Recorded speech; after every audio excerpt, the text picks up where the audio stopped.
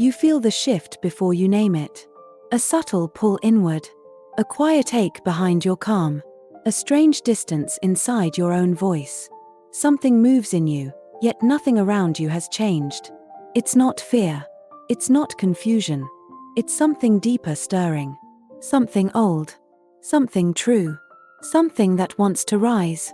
You carry yourself through the world with a familiarity you don't question. A smile you learned long ago. A tone that keeps the peace. A presence shaped by old rooms and old atmospheres. Your steps are practiced. Your reactions predictable. Your softness controlled. It works. It always worked.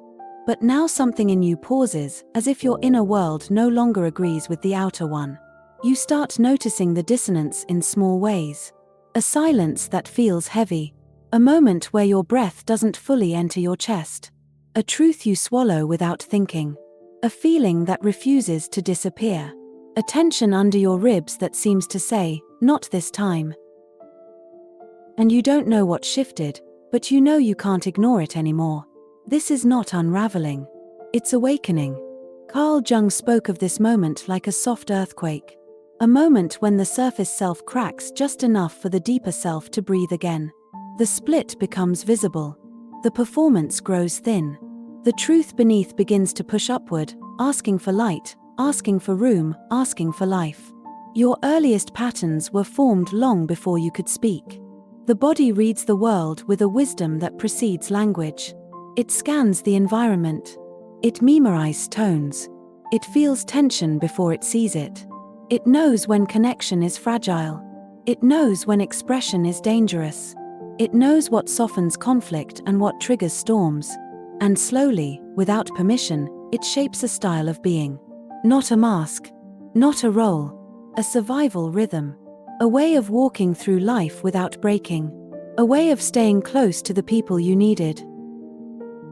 A way of preserving safety when safety didn't come freely. That rhythm still moves in you. Not because you are weak. Because you adapted. Because you learned early how to read the emotional weather. Because you knew how to make yourself small enough not to be targeted, quiet enough not to be reprimanded, strong enough to be relied on, convenient enough to be kept close. But the self built for survival is not the self built for living. And now your deeper self is tired of waiting. You feel it in the places where you hesitate. In the moments you shrink. In the times you soften your tone even though your truth is firm. In the instinct to keep peace even when the cost is your own clarity. These moments are not mistakes. They are invitations. Quiet ones. Persistent ones. They whisper, "You're allowed to be here fully. You don't need to disappear. You don't have to earn the right to exist." You've spent years navigating life with an inner compass that pointed toward safety instead of authenticity. You read every room as if your well-being depended on accuracy. You shaped yourself to fit the expectations around you. You adjusted without thinking, because thinking was too slow for a child who learned to survive through instinct. But now that you're grown, those instincts feel heavy. They interrupt your voice. They dim your presence. They hold your breath hostage. They keep you rehearsed, even when the room is gentle and no storm is waiting. You feel the gap between who you are and who you pretend to be. Not because you're dishonest, but because you are evolving. The split grows more visible when the deeper self begins to rise. You start craving honesty in places you once chose silence. You want softness without hiding. You want boundaries without guilt. You want presence without fear. You want connection without losing yourself. These desires don't come from ego. They come from truth. Your shadow carries what you hid to keep your world stable. Your anger that wanted fairness, your sadness that wanted comfort, your sensitivity that wanted to be met with care, your boundaries that wanted respect, your intuition that wanted trust, your joy that wanted space.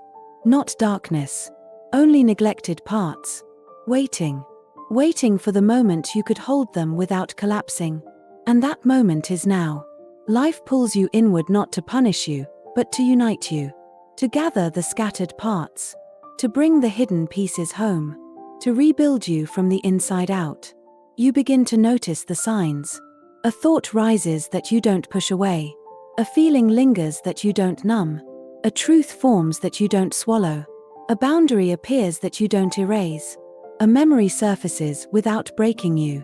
These are small movements, but they are monumental. Like tectonic plates shifting beneath calm water, healing rarely announces itself. It enters quietly.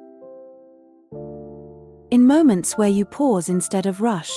In choices that reflect who you are now, not who you were then. In breaths that deepen on their own. In emotions that land softly instead of exploding. Your nervous system begins to trust you. Slowly, tenderly. It realizes the world today is not the world you survived. It starts releasing its grip.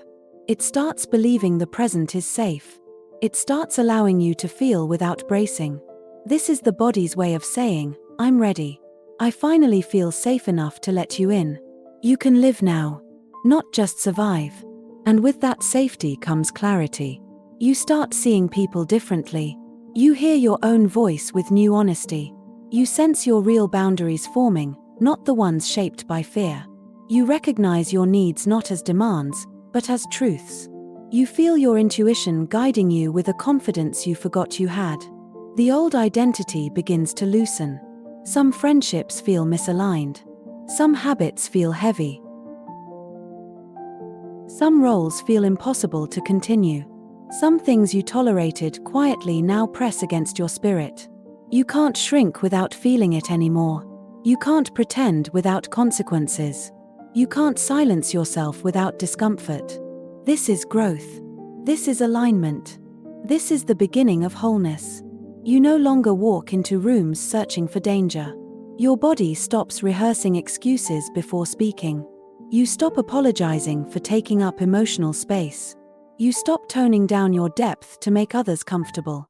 You stop treating your feelings as inconveniences. You stop performing and start being. Something stronger rises. A presence. A steadiness. A clarity that doesn't waver. A softness that doesn't collapse. A truth that doesn't retreat. You feel more yourself than you have in years. Maybe ever. Wholeness is not dramatic. It's subtle. It's slow. It's honest. It's a quiet inner alignment between who you are and who you've always been beneath the noise.